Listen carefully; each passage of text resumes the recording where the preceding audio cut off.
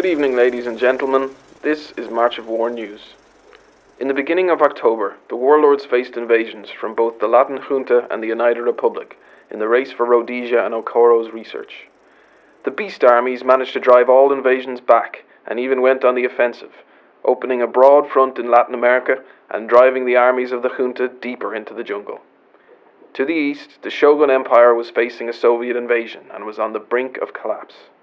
Using careful diplomacy, the Shogun Empire regained all of its territories, forged an alliance with the Soviet Union, and invaded Europe.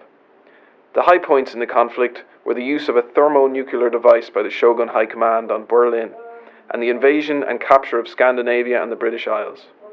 The United Republic was on the defensive, launching only a few invasions outside of its home territories. One of these was the Republican expedition into South Africa and Rhodesia, in a bid to capture what remained of Dr. Okoro's research.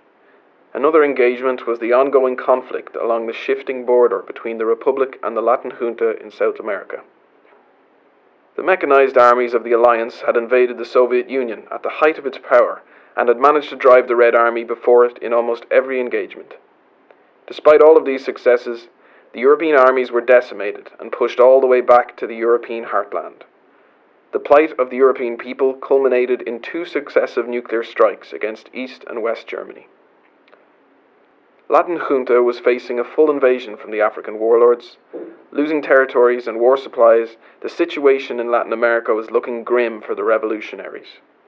Most of the continent had fallen under warlord control, with resistance remaining in the dense jungles of the Amazon. It is from those positions that the Junta armies retaliated, and through calculated engagements managed to drive the warlords from the continent. The Soviet Union has also enjoyed changing fortunes in the conflict.